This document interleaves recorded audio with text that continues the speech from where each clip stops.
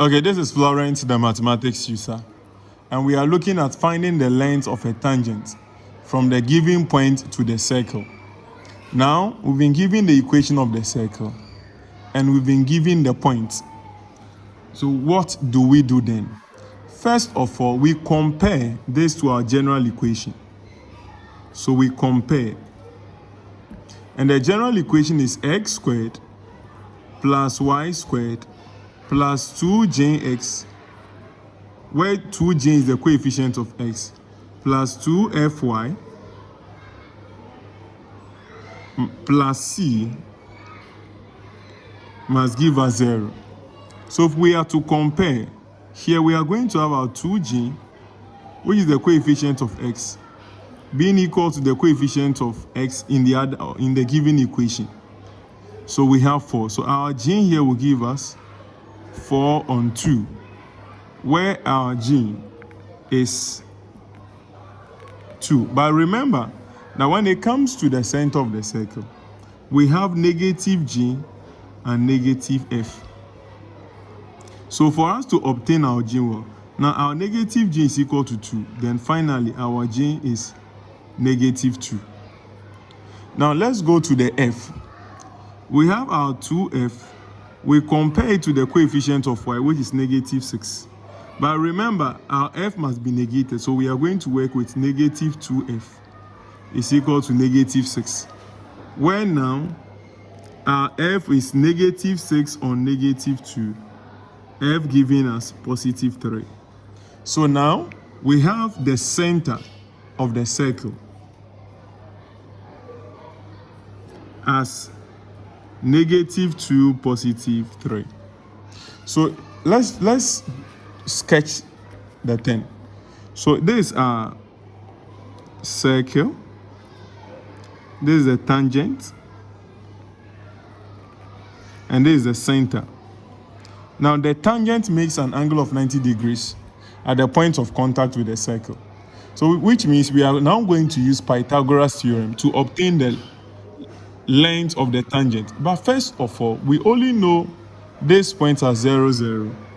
We know the center as negative 2, 3. So take note, we need to find the length.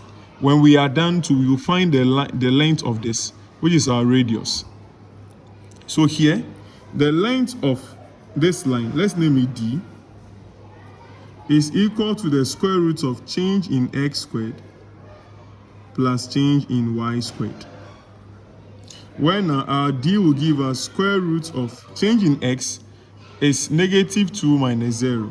So we have negative 2 minus 0 to the power 2 plus change in y, which is 3 minus 0 to the power 2. Negative 2 minus 0 is negative 2. So to the power 2 is 4. And this will give us 9.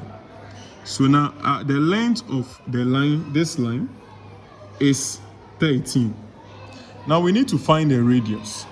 Remember, the radius is giving us the square root of j squared plus f squared minus c. Now we already know our j as negative 2. So negative 2 to the power 2 plus the f, which is 3 to the power 2 minus the c. Now the c is the constant in the given equation. So our c is equal to 10 minus 10. So we obtain this. Negative 2 to the power 2 is 4 plus 9 minus 10, which then gives us square root of 3. Because 4 plus 9 is 13. 4 plus 9 is giving us 13. Then 13 minus 10 is giving us 3. So we have the square root of 3. And here, so for our r, it is square root of 3. For our d, it is square root of 13. But we're being asked to find the length of the tangent.